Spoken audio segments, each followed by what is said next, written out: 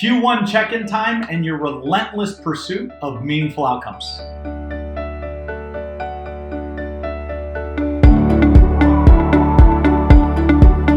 Hi, my friends. Clint Stitzer reaching out to you. And as of today, March 31st, 2021, we're at the end of the first quarter. And you know what time it is? It's time to take inventory. It's time to measure where you're at versus what your goals are and begin to make some adjustments such that you can stay committed to achieve what you wanted to achieve in 2021. Look, we all know the challenges that exist. We all know that there's been limited inventory. We all know that we've had a bunch of offers rejected and multiple offers and all sorts of challenges flying around. At the end of the day, now it's time to sit down, take a breath, take inventory, and recommit to the goals that you began in 2021. Remember, this is a review, a reminder, and a gut check. Nothing said today will be new, but it will serve as a great reminder. Okay, so here's your process in 2021. Okay, your process was to establish where you stand. This is if you've gone through one of our webinars, or if you joined me for a one-on-one on business planning. If you've not, this is a great review on what to do. Okay, establish where you stood at the beginning of the year. Where do you want to go? But where are you currently? Are you savor life versus achievement? What means more to you on that spectrum?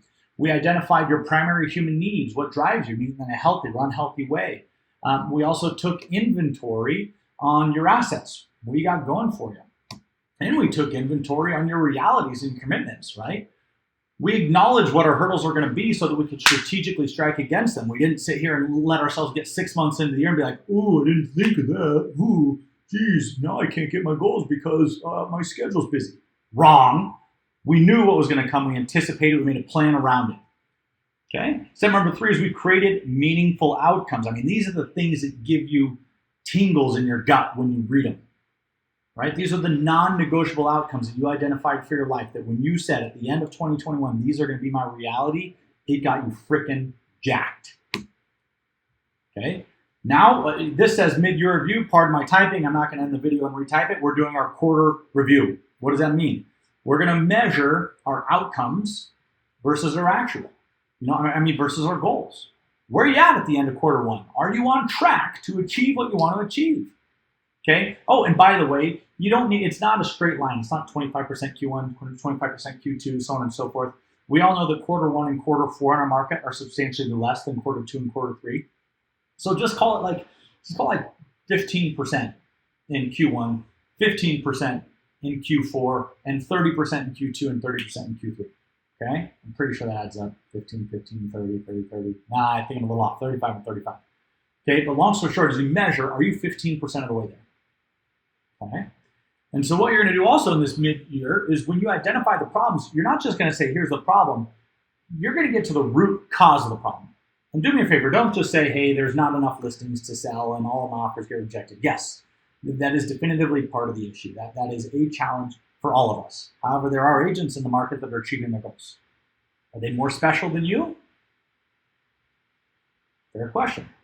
Okay, so you've got to go through this uncomfortable process of self-discovery and getting to the root cause. That's the diagnosis. That's number 3 right here. How do you get to the root cause? Is you keep asking why until there's no more answer. Here's a great example. Okay, well, I'm only at 6% of my goal so far at the end of Q1. Why? Well, I don't have enough sellers. Why? Well, because there's not that many listings. Okay, but why don't you have enough sellers? How many seller conversations do you have? Not many. Why? Well, because I'm not staying in touch with my past client database or my sphere. Why?